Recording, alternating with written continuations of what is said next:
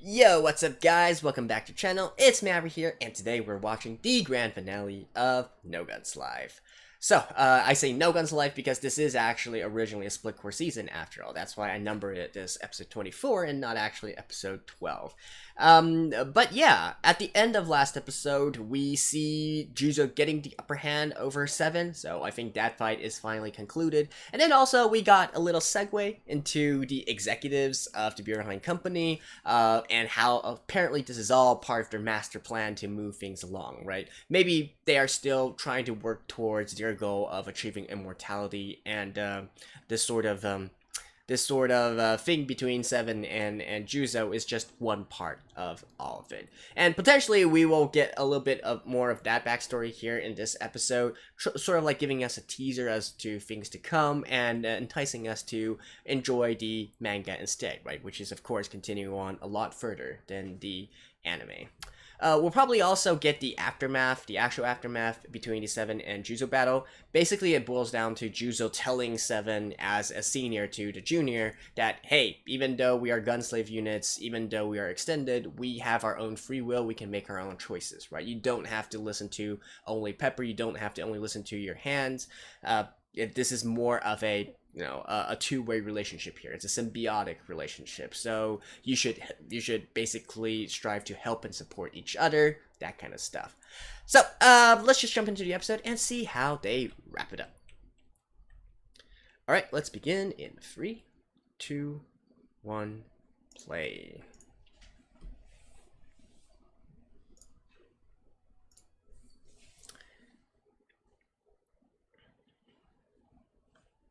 Alright, make sure all the settings are correct. Alright.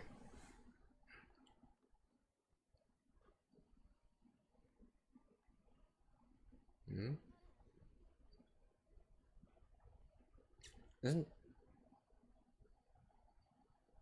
there are clones? Twin? Oh wait, that's the girl from originally from the first season, right? Yeah, they're sisters. Oh, I almost forgot about her. I think she was completely destroyed though, wasn't she? Karen?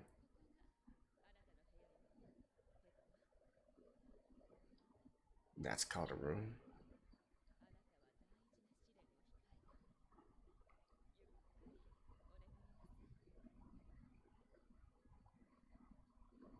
What kind of life is that?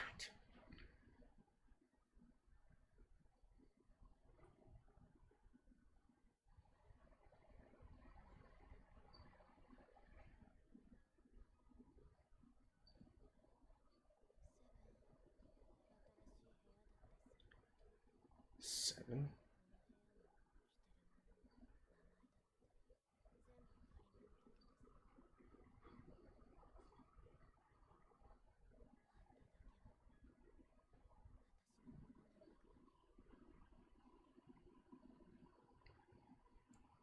The hell? So they were connected to their units that early on? Hmm.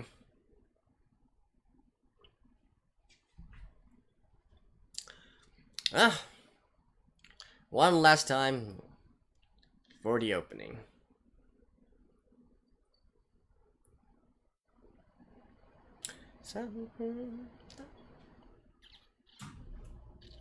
I don't know who I like better, Pepper or Karen.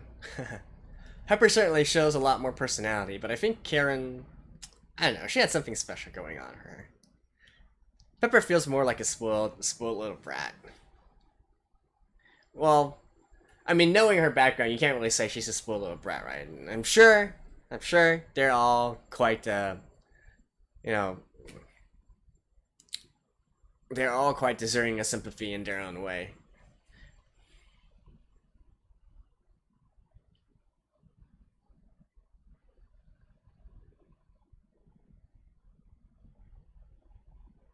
So since we are getting Pepper's backstory here, and potentially Seven's as well, we're probably going to get the sort of connection between them in this episode. So let them get a healthier mindset, something like that.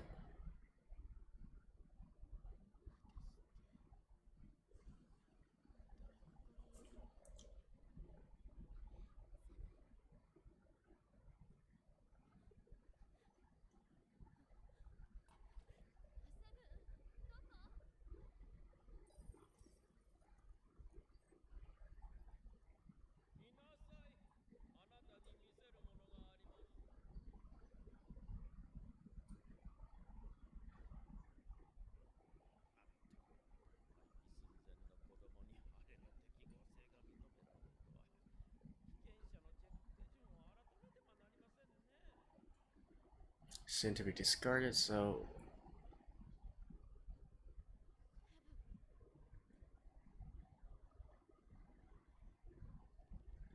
it's gonna get prep.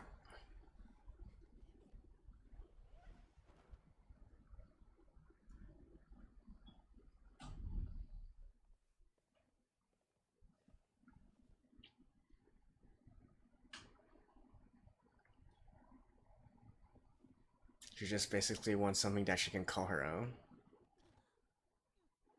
She's gonna be, this is something I can call my own.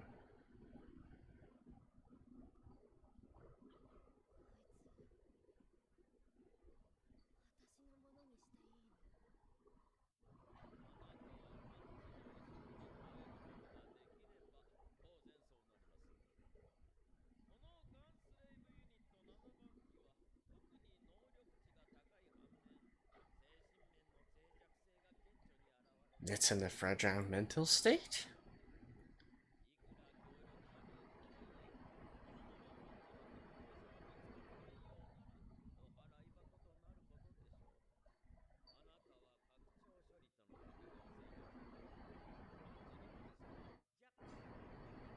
Huh, it's different.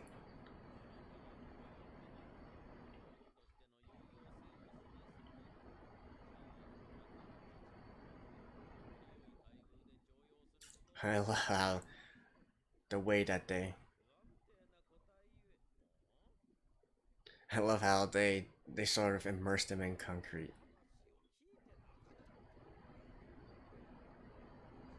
To like restrict its movements.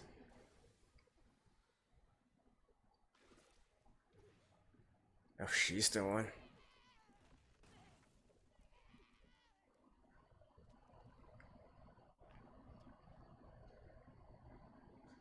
That's how she got her scar.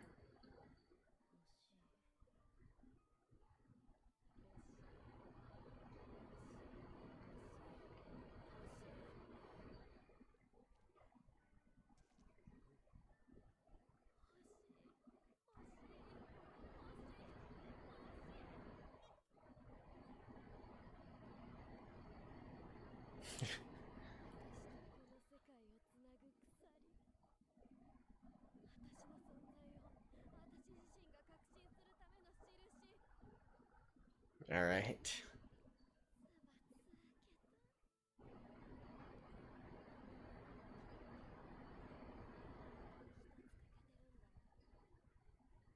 A name. 7.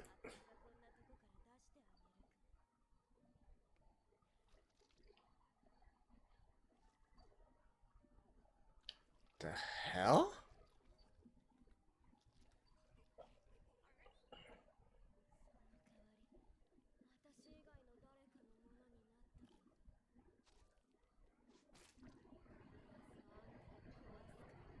Holy shit, is she mentally unstable? Oh, she's at the hospital.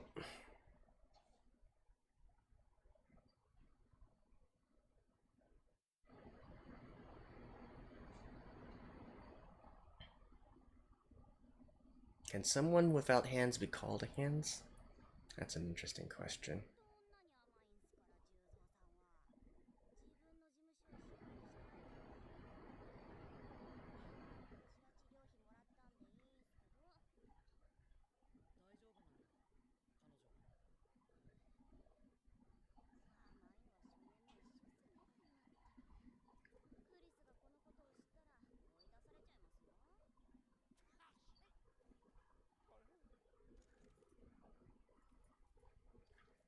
Where are you going?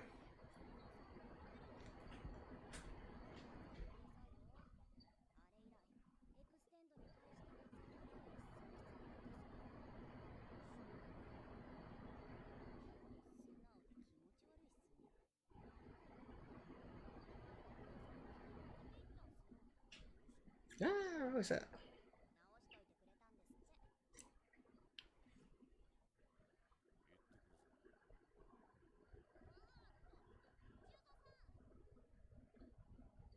Is he trying? What?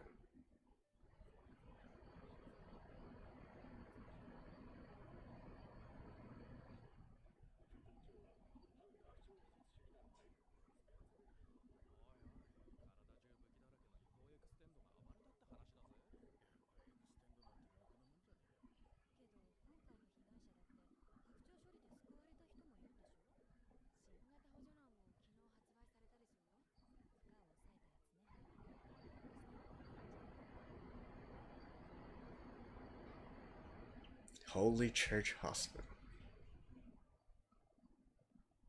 Oh. Well, where's 7 though?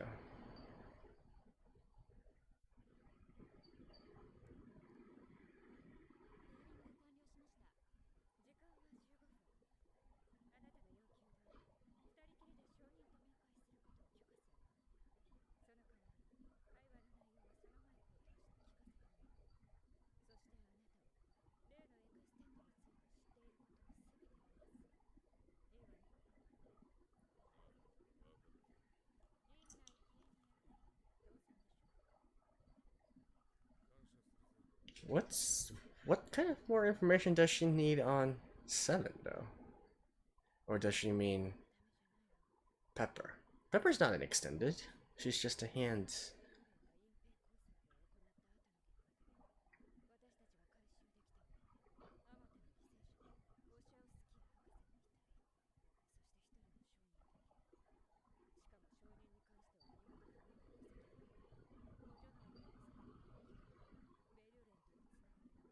So Pepper, basically.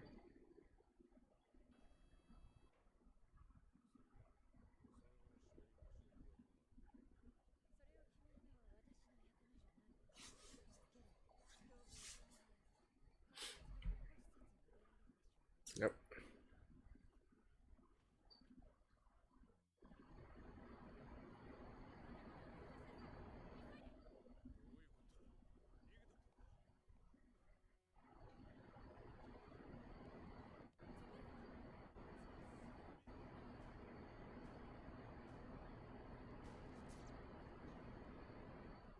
How did you guys allow her to escape?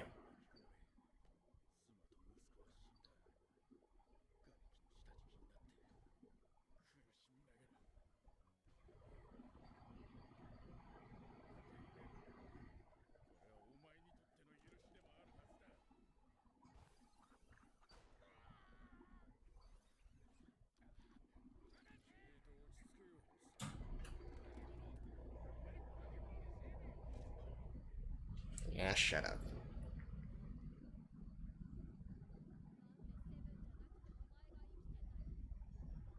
Who said 7 died?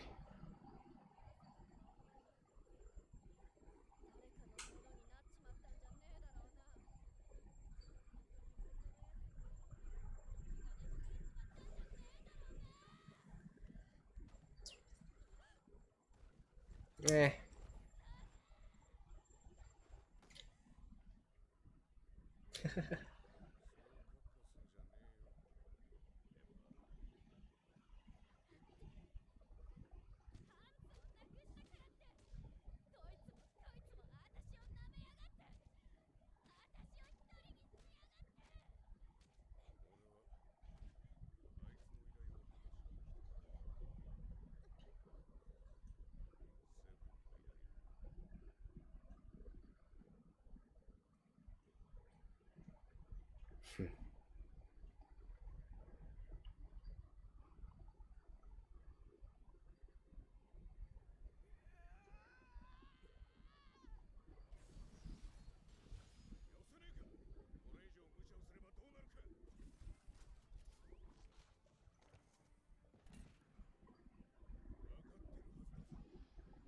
Oh, he did die?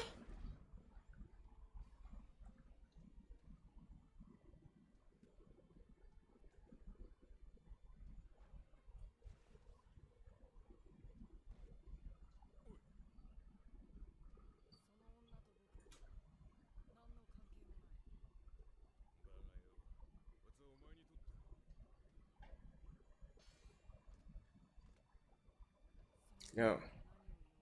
Or he's gonna sacrifice himself?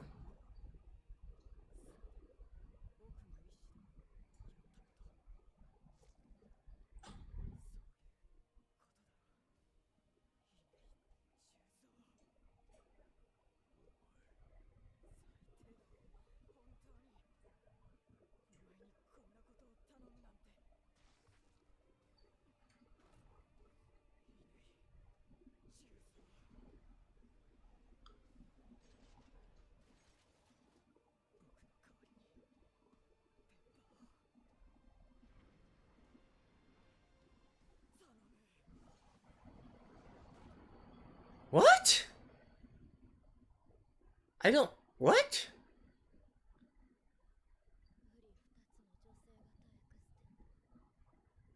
Oh, the secretary. So he was retrieved? But then they let the rest of them go?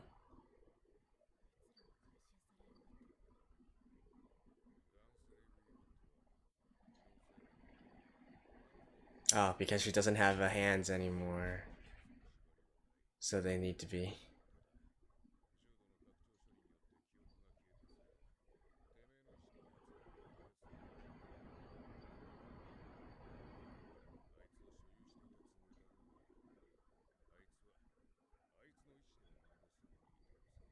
That's what she needs to hear.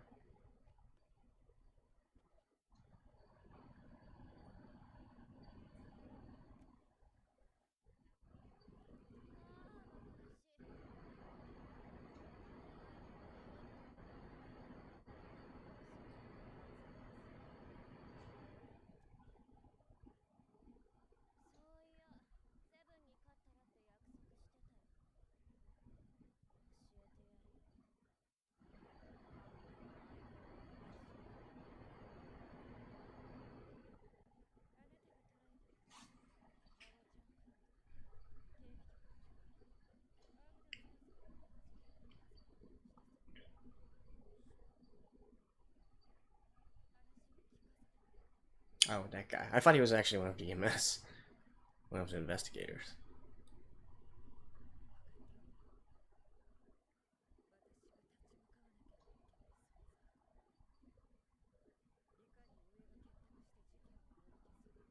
Oh, they don't they control the country, basically?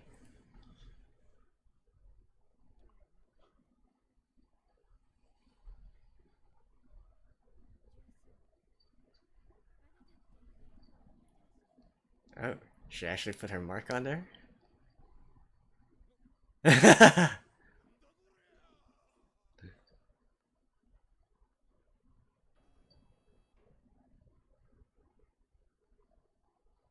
Is Pepper gonna get killed?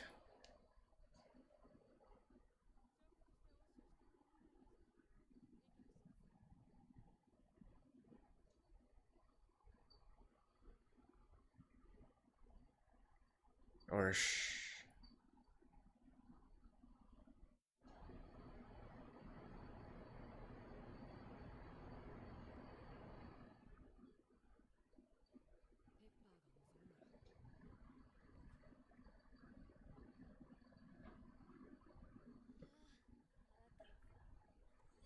okay.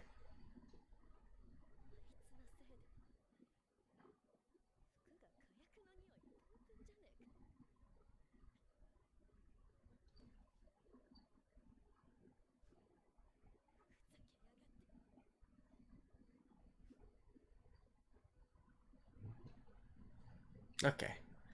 I was kind of afraid that she was gonna get silenced. In fact, I'm kind of impressed that she didn't get silenced by Rihan.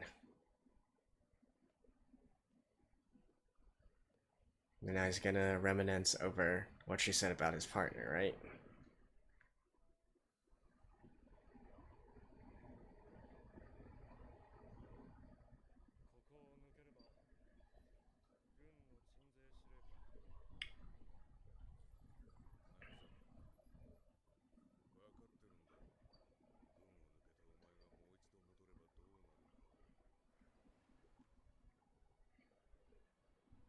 Oh, was he? I guess basically locked up.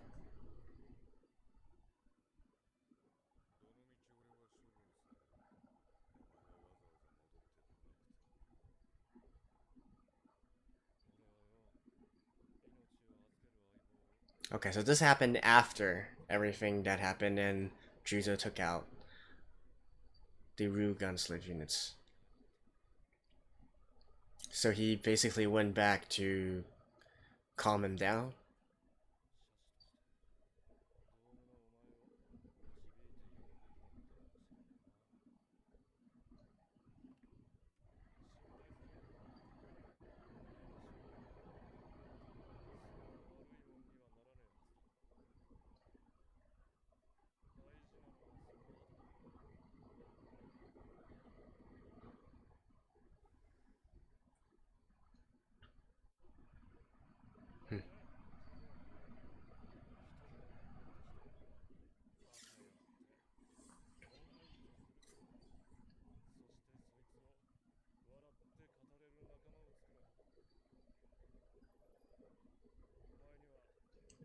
And that's what he did.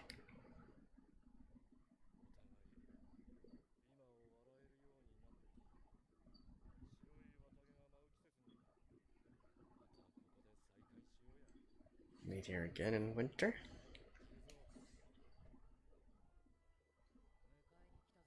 Tetsuro.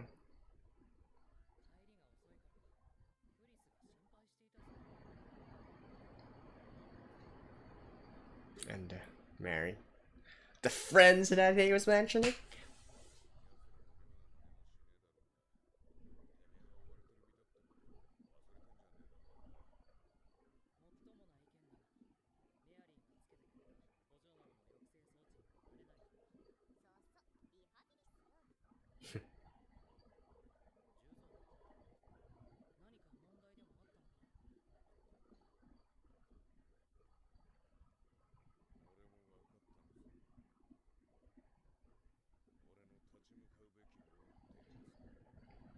Yeah, Bruhan.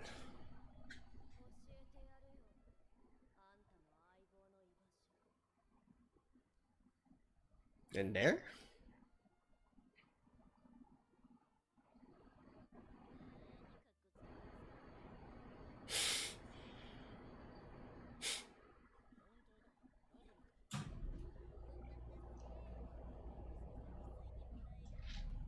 Rosa is a babe.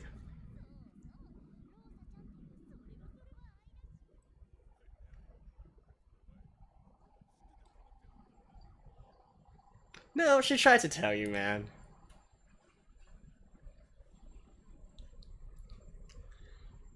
Are you gonna have like a sneak peek of the executives again?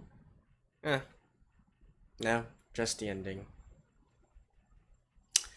Alright, I don't think there's actually anything more after this, so see you guys after this.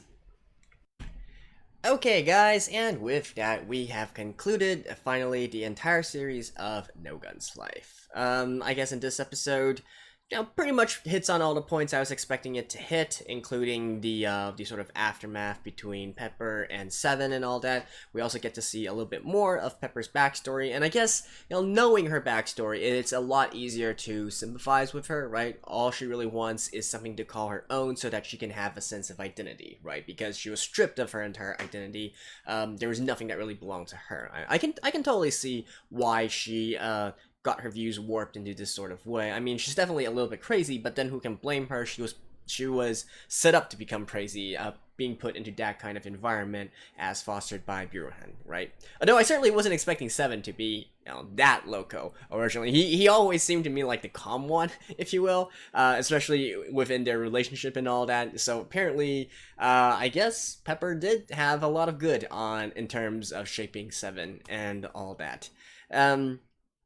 So, I mean, I do like that sort of resolution in the end, and not to mention, Seven isn't actually dead, right? He's only been retrieved. Potentially, the next time we see him, I would be willing to bet that he would have a new hands, right? Someone else controlling him. I'm sure that Buruhan would do something to sort of either wipe his memories or sort of control him in a sort of way, right? And then potentially later on, I can already see there's probably going to be an arc where Pepper tries to reunite with Seven, and then, you know, we get a whole sad story there, and then they end up happily ever after. Something of that sort, right? You can totally see it coming. But, of course, that is something to come in the future and later on in the mangas and whatnot. As for the you know, the escape scene, I think on rewatch, it's not actually Pepper trying to escape. It's actually she was being assassinated by some rogue member, and so she was running away from him. So, but in the end of the day, that's not really all that important. Although, like I said, I was quite, you know, that entire time, I was actually quite fearful for her life. I thought that perhaps, you know, she would be offed by the corporation, like maybe the candy was poisoned, maybe there was an explosive put into her belongings or something like that, and she would basically be silenced, right? I guess the fact that she's still living on means that Buruhan believes they don't, you know, there's no way that Pepper can say anything in regards to anything and trace it back to them, which to me is very odd, because we know that she is directly being ordered by who's that fat dude again? Hemmingsworth or something like that. Honestly, I can't remember. The fat guy, right? So I don't get it. Why don't they think that she's a loose end that needs to be tied up? It doesn't really make much sense to me, but okay, fine. She is still alive for now. I guess they really don't think her as much of a threat, right? Cunningham. I remember it. Cunningham. Yeah, so we know that she receives her orders from the corporation. We know that she receives her orders from Cunningham. We know that she knows where their facilities are and so on and so forth. She's like an important witness. How the hell did they not think to just, do something to her and make sure she can't talk, right? It blows my mind. I mean, potentially something is going to happen in the future and we just haven't seen it. Maybe in the manga next chapter she immediately gets killed or something like that. But I just find it very incredible that she's actually still alive and kicking, even without any advanced protection or whatnot. And then at the end, we didn't really get to see more of the executives, but at least we did, and we didn't even really get a full confirmation as to where Juzo's partner is, right? But I guess apparently he's still alive and well, maybe held captive in some sort of prison facility or something of that sort. Once again, something that we will explore later. However, at least for this ending, it's just a sort of like a nice little moment between our three characters, the main cast, right? Juzo, Tetsuro, and Mary. Now, with that out of the way, let's talk about the entire series as a whole, right? And I guess in particular the second season here, or the second core. So, I mean, No Guns Life, the reason why I picked it up in the first place and why I continue watching it is because I do like the subject matter, and I do like the sort of dynamic that it has going on.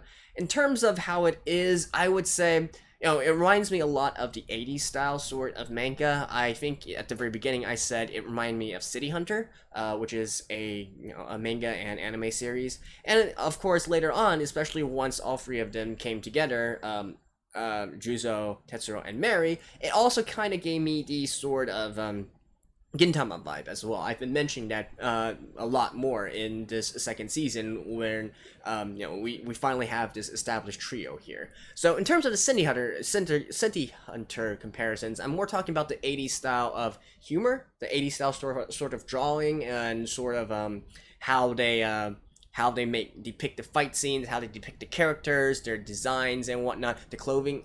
Well, I guess clothing designs is a little bit more unique, but just the overall atmosphere. It is going for a sort of a noir kind of aspect to it. The sort of hard-boiled detective character, that kind of stuff. It just kind of reminds me of City Hunter in a way, in terms of its style and its comedy.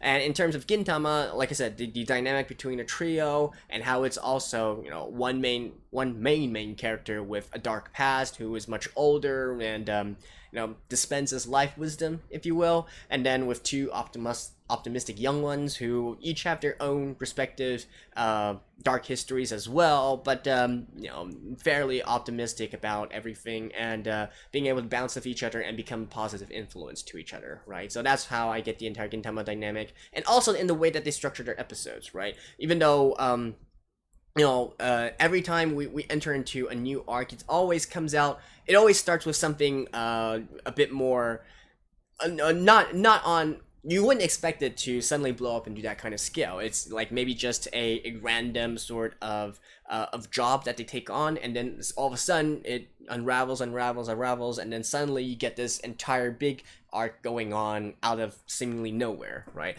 It utilizes that similar effect as well, so it is, I do dig that. I love it when they can, I feel like the randomness that we have in No Guns Life is a little bit lower, because obviously it's not trying to be a comedy series, but we still get that nice balance of having some fluff in between, and then once we enter into another chapter, another story, you potentially think, hey, it's maybe just fluff, but no, it's actually not fluff. It's actually something that will continue on to the bigger story, right? So I do like that kind of aspect as well.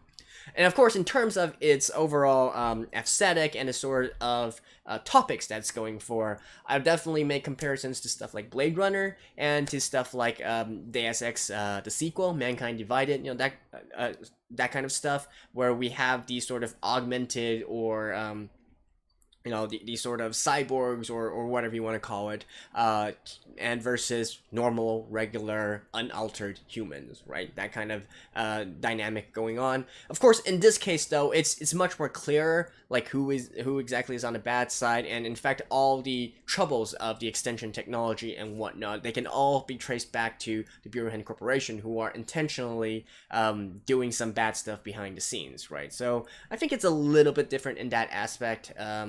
Which honestly drives a lot of the subtlety out of everything. So they don't really touch on what it means to be a human and what it means to be extended that much. It's more just a direct sort of clash between what extended can do versus what they can't do. Although we do get some sort of artificial breakdowns as well. Again, going back to what Burhan is apparently doing in order to control this technology. Like, I don't know if it's a simple side effect of maybe the extension technology wasn't stable enough, so they need to take drugs, they need to calm themselves and whatnot, or did they purposely do it in order to make a reliance on the corporation for continuous upgrades and for continuous maintenance as well? That's something that still we don't know about yet, right?